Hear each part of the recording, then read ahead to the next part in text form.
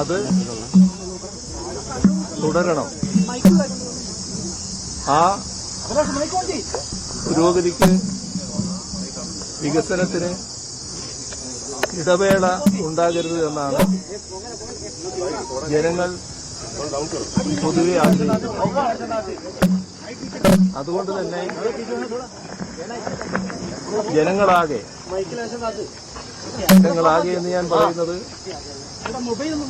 ഇത് കക്ഷി രാഷ്ട്രീയ അടിസ്ഥാനത്തിലുള്ള തെരഞ്ഞെടുപ്പാണല്ലോ. പക്ഷേ LDF-നോടൊപ്പം തന്നെ LDF-നെ എതിർക്കുന്ന മുന്നണികളിലുള്ളവരടക്കം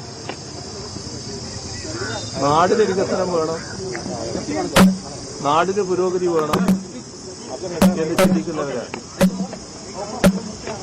ആ ജനത്തിന് കൃത്യമായ അനുഭവമുണ്ട്. ആ അനുഭവം അവരെ ബോധ്യപ്പെടുത്തിയിട്ടുള്ളത് ആ ജനത്തിന് കൃത്യമായ അനുഭവമുണ്ട്. ആ അനുഭവം അവരെ ബോധ്യപ്പെടുത്തിയിട്ടുള്ളത് LDF-ന് മാത്രമേ പ്രതിബദ്ധതയോടെ നാടിന്റെ പുരോഗതി മുന്നോട്ട് കൊണ്ടുപോകാൻ കഴിയുകയുള്ളൂ എന്നാണ്. ഒരു തരത്തിലുള്ള അവ്യാകൃതങ്ങളും LDF ആകുമ്പോൾ ഉണ്ടാകില്ല എന്നവർക്ക് ഉറപ്പുണ്ട്. അതുകൊണ്ടാണ് കേരളത്തിൽ, നമ്മുടെ രാജ്യത്തെ തന്നെ ഏറ്റവും കുറഞ്ഞ അഴിമതി നിലനിൽക്കുന്ന സംസ്ഥാനമെന്ന പദവി ലഭിച്ചിട്ടുള്ളത്. ഇതിന് കാരണം ഒരു സംശയവുമില്ലാതെ ജനങ്ങൾ കാണുന്നു, LDF-ന്റെ സംസ്കാരം കൊണ്ടാണ് അത് നേടിയത്. ഇത് മറ്റേതെങ്കിലും കൂട്ടർക്ക് കഴിയില്ല എന്നും അവർ കാണുകയാണ്. അതോടൊപ്പം ഒരുപാട് പ്രതിസന്ധികൾ നമ്മുടെ നാടിന്റെ പുരോഗതിക്ക് തടസ്സമായി വരത്തക്ക രീതിയിൽ ഉയർന്നു വന്നിട്ടുണ്ട്. അതിലേറ്റവും പ്രധാനമായി ജനങ്ങൾ കാണുന്നത് ഭരണരംഗത്തിരിക്കുന്ന, ഭരണത്തിന് നേതൃത്വം കൊടുക്കുന്ന കൂട്ടര് തന്നെ. എന്നാൽ എത്രമാത്രം പ്രതിബദ്ധതയോടെ അത്തരം പദ്ധതികൾ മുന്നോട്ട് കൊണ്ടുപോകാൻ LDF സർക്കാർ തയ്യാറായി എന്നത് അവരുടെ അനുഭവത്തിലുള്ളതുമാണ്. ഇത് താരതമ്യപ്പെടുത്തുമ്പോൾ ഈ കാലം, ഈ 10 വർഷം നാടിന്റെ വിവിധ മേഖലകളിലുണ്ടായ പുരോഗതി, അതിനടിസ്ഥാനം LDF ഗവൺമെന്റ് രൂപീകൃതമായതാണ് എന്നും അവർ കാണുന്നു. രാഷ്ട്രീയമായി അഭിപ്രായ വ്യത്യാസമുള്ളവരടക്കം സംസ്ഥാന ഭരണത്തിന് നേതൃത്വം കൊടുക്കുന്നത് LDF ആകണമെന്ന് ഇതെല്ലാം കൊണ്ട് തന്നെ ഉറച്ചു വിശ്വസിക്കുകയാണ്. അതോടൊപ്പം മറ്റൊരുപാട് പ്രതിസന്ധികൾ നമുക്ക് നേരിടേണ്ടി വന്നിട്ടുണ്ട്. നമ്മൾ ആകെ തകർന്നു പോകുമെന്ന ഘട്ടം വന്നിട്ടുണ്ട്. നമ്മളെ മുന്നോട്ട് നീക്കാൻ തടസ്സമുണ്ടാക്കും വിധത്തിലുള്ള വിവിധ ഇടപെടലുകൾ ഉണ്ടായിട്ടുണ്ട്. എന്നാൽ ആ ഘട്ടങ്ങളിലെല്ലാം വളരെ കൃത്യതയോടെ നാടിനെ മുന്നോട്ട് നയിക്കാൻ LDF-ന് കഴിഞ്ഞുവെന്നും അതെല്ലാം അതിജീവിച്ചുകൊണ്ട് എല്ലാവർക്കും മാതൃകയാക്കാവുന്ന ഒരു സംസ്ഥാനമാക്കി കേരളത്തെ മാറ്റിയെന്നും ജനങ്ങളാകെ കാണുകയാണ്. ഇതാണ് LDFന്റെ കരുത്ത്. ഈ കരുത്തിനെ പൊളിക്കുന്നതിനു വേണ്ടി ഏതെങ്കിലും തരത്തിലുള്ള വസ്തുതാവിരുദ്ധമായ കാര്യങ്ങൾ പ്രചരിപ്പിച്ചതുകൊണ്ട് ഫലം കിട്ടില്ല. ഇതെല്ലാം ജനങ്ങളുടെ അനുഭവത്തിലൂടെ ഉണ്ടാകുന്ന കാര്യമാണ്. ഞങ്ങളെപ്പോഴും ജനങ്ങളെയാണ് വിശ്വസിച്ചിട്ടുള്ളത്. ജനങ്ങൾ ഞങ്ങളെയും വിശ്വസിച്ചിട്ടുണ്ട്. ഈ കഴിഞ്ഞ 10 വർഷം ഞങ്ങൾ ജനങ്ങളോടൊപ്പമാണ് യാത്ര ചെയ്തത്. ആ യാത്രയാണ് ഈ തെരഞ്ഞെടുപ്പിലും തുടരുന്നത്. കഴിഞ്ഞ 10 വർഷമെടുത്താൽ 2016 ജനങ്ങൾ നൽകിയതിനേക്കാളും കൂടുതൽ സീറ്റാണ് 2021 LDFന് നൽകിയത്. അത് ഞങ്ങളുടെ പ്രവർത്തനത്തിനുള്ള അംഗീകാരം തന്നെയായിരുന്നു.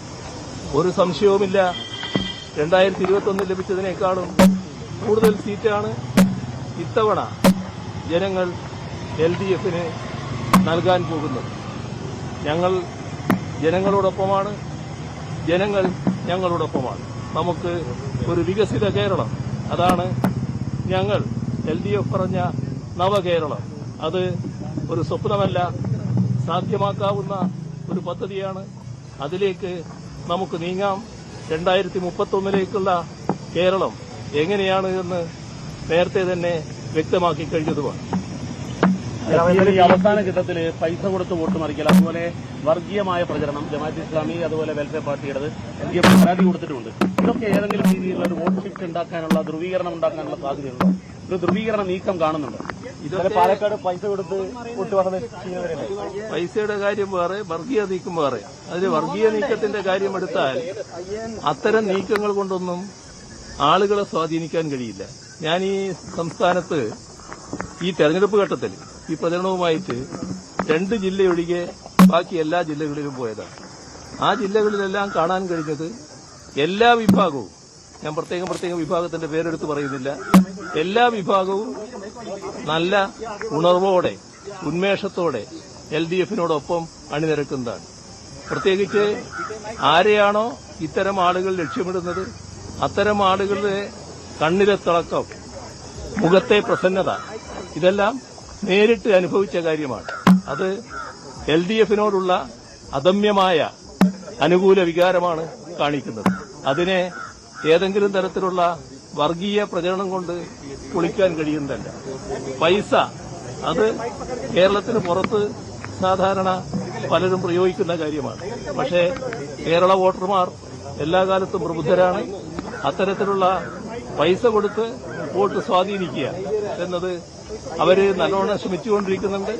പക്ഷെ അതിനെല്ലാം മറികടന്നു പോകാൻ കേരളത്തിന് കഴിയുമെന്ന് തന്നെയാണ് പ്രതീക്ഷിക്കുന്നത്.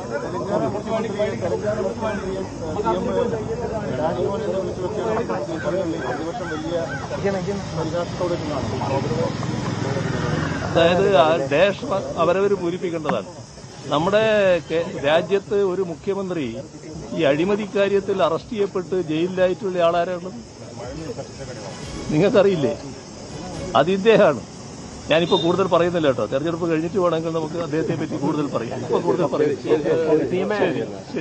UDF 100 സീറ്റ് വീണ്ടും ആവർത്തിക്കുകയാണ്. VD സതീശൻ നമ്മുടെ കണക്ക് അങ്ങനെയൊന്നുണ്ടോ? ഞാൻ പറഞ്ഞല്ലോ, നിങ്ങൾ കണക്കൂട്ടിയാൽ മതിയല്ലോ. ശരി, VD സതീശനൊരു വനവാസം കഴിഞ്ഞിട്ട് ഞാൻ പറയാന്നാണ് പറഞ്ഞത്. അത് വോട്ട് എണ്ണി കഴിഞ്ഞിട്ട് പറയാം. പ്രതിപക്ഷ നേതാവിന് ഒരു വനവാസമായി മാറുന്ന തെരഞ്ഞെടുപ്പായി മാറും. വോട്ട് എണ്ണി കഴിഞ്ഞിട്ട് ഞാൻ പറയാം. അന്നേരം പറയാം. നേരത്തെ ഞാൻ പറഞ്ഞിട്ടുണ്ട്. അതപ്പോ പറയാം. Okay, RC Amala school booth number 194-ൽ വോട്ട് രേഖപ്പെടുത്തിയ ശേഷമാണ് മുഖ്യമന്ത്രി പിണറായി വിജയൻ മാധ്യമങ്ങളോട് സംസാരിച്ചത്. വിവിധ വിഷയങ്ങൾ കടന്നു വന്നു. പക്ഷേ LDFന് അനുകൂലമാണ് മൊത്തത്തിലുള്ള ജനവികാരമെന്നാണ് മുഖ്യമന്ത്രി പറഞ്ഞു വെച്ചത്. വർഗീയ ധ്രുവീകരണത്തിനടക്കമുള്ള ശ്രമങ്ങൾ കേരളത്തിൽ നടക്കുന്നുണ്ട്. അതൊന്നും ഏൽക്കില്ല. ഒപ്പം പണം നൽകി വോട്ട് സ്വാധീനിക്കാനുള്ള ശ്രമത്തിനെതിരെയും ജനം വിധിയെഴുതുമെന്നാണ് മുഖ്യമന്ത്രി പ്രകടിപ്പിക്കുന്ന ആത്മവിശ്വാസം. പ്രധാനപ്പെട്ട CPM നേതാക്കൾക്കൊപ്പം എത്തിയാണ് അദ്ദേഹം വോട്ട് രേഖപ്പെടുത്തി മടങ്ങിയത്.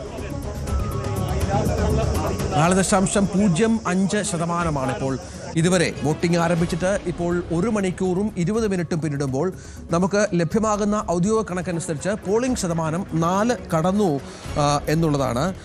അതിൻ്റെ കുറച്ചുകൂടി വ്യക്തത വരേണ്ടതുണ്ട്. അല്പസമയത്തിനകം തെരഞ്ഞെടുപ്പ് കമ്മീഷൻ ഔദ്യോഗികമായി ഇക്കാര്യം അറിയിക്കും എന്നാണ് മനസ്സിലാക്കേണ്ടത്. ഇപ്പോൾ 4% പോളിംഗ് കഴിഞ്ഞിരിക്കുന്നു എന്നുള്ളതാണ് ലഭ്യമാകുന്ന വിവരം. നിർണായകമായ തെരഞ്ഞെടുപ്പിലേക്ക് കേരളം ഇപ്പോൾ നടന്നു പോകുമ്പോൾ അവിടെ പോളിംഗ്. കൂടുതൽ വാർത്തകൾക്ക് news 18 Keralam YouTube channel subscribe ചെയ്യുക.